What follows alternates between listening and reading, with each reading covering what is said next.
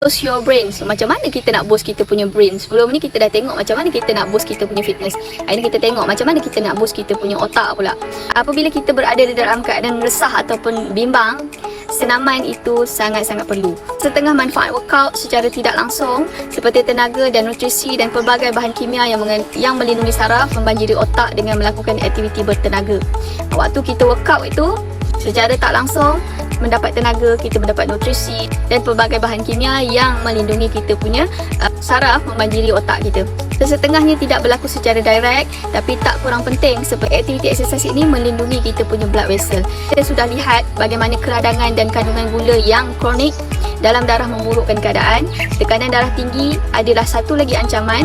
Dan kalau kita tengok kepada data, 1 daripada 3 orang dewasa menderita hypertension.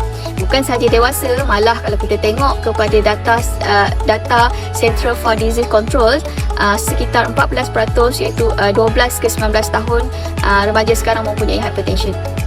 So, sama seperti keradangan ataupun gula yang tinggi dalam darah, kita tak rasa ataupun kita tak perasan perkara ini sedang berlaku. Taklah tekanan darah tinggi ni kita tak perasan. Dia jadi sama seperti masalah keradangan, masalah gula dalam darah kita yang tinggi yang kita tak tahu pun, kecuali kalau kita cek. Tekanan darah ni juga boleh disebut sebagai silent killer. Tekanan darah tinggi bukan sahaja meningkatkan kita punya risiko kematian awal, tetapi meningkatkan kita punya risiko untuk berlakunya kerosakan buah pinggang, kerosakan mata, otak dan lain-lain lah. So, apa punca tekanan darah tinggi ini berlaku? Dan kebanyakan masa ia disebabkan oleh stres lah. So, stres adalah penyumbang utama. Juga selain itu juga diet yang kita amalkan, iaitu diet tinggi tepung lah. Kita tak ada benda lain lah kalau kata diet ni tepung saja, tepung dan makanan proses. Dan lagi satu susu pasteurized lah. 3 benda tu yang mana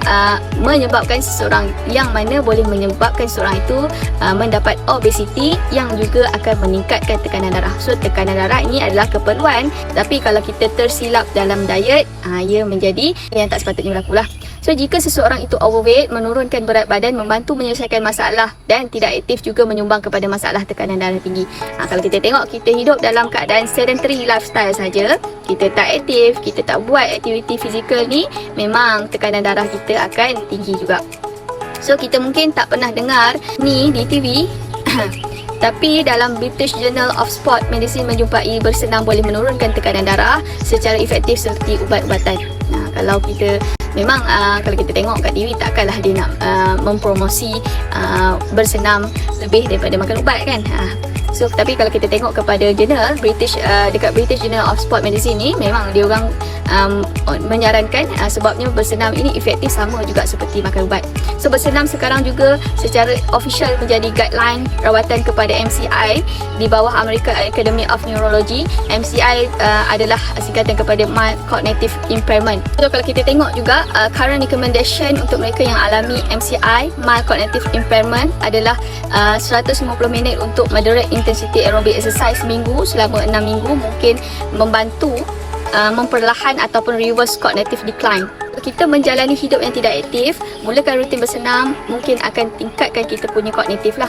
Walaupun dengan hanya 20 ke 30 minit bersenam, mungkin akan meningkatkan dan aktifkan kawasan di otak termasuklah fungsi eksklusif dan proses ingatan. Satu kajian yang dibuat di college menjumpai bersenam sebelum dan semasa foreign language meningkatkan ingatan. Fitness juga dikaitkan dengan pengurangan simptom kepada anxiety dan depression. WHO menjangkakan lebih 300 million orang sekarang menderita daripada masalah kemurungan dan bukti hubungan depression dengan kurangnya fitness ni. Walaupun bukti hubungan depression dan kurangnya fitness ini tidak kuat, satu kajian yang dibuat, kurangnya cardiorespiratory fitness dikaitkan dengan 75% peningkatan risiko kemurungan. Tapi kalau kita fikir akal logik pun, kalau kita tak buat kajian pun kan, orang yang ada masalah kesihatan secara automatik dia juga akan alami depression ataupun stres lah. Sebab tak logik kalau orang tu dalam keadaan sakit dia tak stres. Wajib dan pasti dia mesti akan stres. Dengan membuat aktiviti bersenam memang sangat-sangat membantu untuk meningkatkan dia punya kesihatan. Dalam masa yang sama, apabila kesihatan dia meningkat, dia juga akan mengurangkan level stres ataupun depression tu. Itu cara bagaimana sepatutnya kita nak tangani masalah depression, bukan dengan makan ubat. Mereka yang alami kemurungan mungkin memilih untuk kurang bersenam yang membawa kepada kurangnya fitness. Ataupun dia boleh jadi vice versa lah, sama ada seorang tu memang dia depressed, so memang dia mengelak daripada buat aktiviti fitness ni, ataupun orang tu sakit, berbeza lah di vice versa, berbeza orang tu sakit dan dia memerlukan aktiviti fitness ni untuk dia nak tingkatkan balik dia punya meningkatkan balik dia punya kesihatan. Kalau kita tengok dengan kebanyakan kajian menyarankan apabila pesakit meningkatkan fitness, simptom depression juga berkurangan. Secara logiknya begitulah bila kita start tingkatkan kita punya level fitness, orang tu akan kembali sihat lah. So satu neurotransmitter yang terlibat dalam kebimbangan mood adalah serotonin.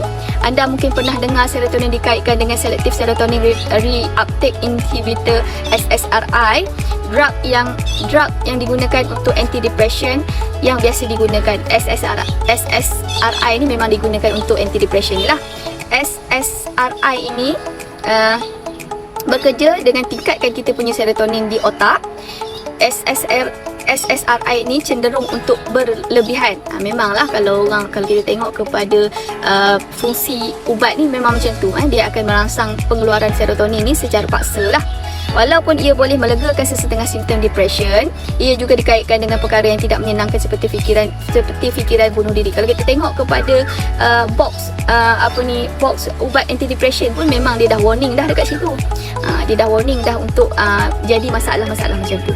So kalau kita amalkan ubat tu memang berisiko lah untuk kejadian macam-macam ni kan. So cuba tanya diri anda sendiri, bagaimana jika anda boleh tingkatkan serotonin sendiri tanpa sebarang risiko kesan sampingan. So sepatutnya apa yang kita buat adalah kita meningkatkan serotonin secara natural, bukan dengan paksa. Sebab kalau kita tahu dengan penggunaan drug ni memang dia akan jadi kita tak akan boleh kawal dia. So dekat sini dia kata serotonin dihasilkan di otak daripada amino acid dipanggil tryptophan, di mana kita mendapatnya daripada sumber makanan protein. Tryptophan dibawa ke dalam otak dengan diangkut oleh pengangkut di sepanjang blood-brain barrier. Sebab tu kita duk pesan kat orang, makanlah protein, makanlah daging, makanlah lemak. Sebabnya daripada protein tu kita dapat asid amino yang mana ada disebut sebagai tryptophan. Tryptophan ni akan meningkatkan serotonin kita ke otak. Secara naturalnya kita boleh tingkatkan kita punya serotonin, bukan dengan drug. Kita boleh tingkatkan kita. Sebab tu kalau perasan juga, sebab tu saya duk pesan ke orang yang baru-baru MBB ni, makan banyak daging. Memang terbukti orang yang ada masalah anxiety, depression, memang kalau ambil daging ni cepat, ambil daging dan lemak ni banyak, memang cepat selesai masalah anxiety dia. Kita dah tengok banyak kali dah kes ni. Sebab tu kita pesan kat orang, makanlah daging banyak-banyak. And then dalam keadaan biasa, asid amino lain bersaing untuk pengangkut yang sama, tapi semasa bersenam, tryptophan memotong masuk dan membanjiri otak dengan serotonin. Tryptophan juga boleh dihasilkan melalui proses bersenam. Sebab tu orang yang bersenam ni dia cepat dia sihat kan. Sebab tryptophan ni juga akan masuk dan membanjiri otak tu dengan serotonin. Ini salah satu sebab kenapa bersenam membuatkan kita rasa hebat.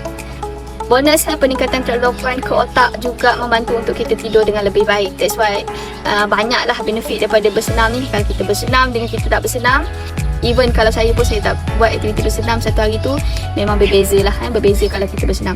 So later in the day, serotonin ditukar kepada melatonin, hormon tidur. Serotonin juga akan ditukar untuk menjadi hormon tidur.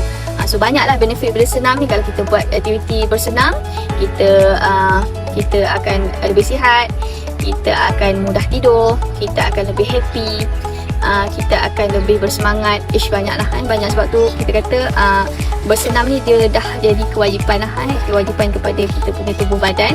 Kalau kita nak sihat, dia tak orang kata apa, untuk sihat ni dia tak semudah kita betulkan pemakanan, dia tak semudah kita makan ubat ataupun kita makan suplemen kita boleh sihat.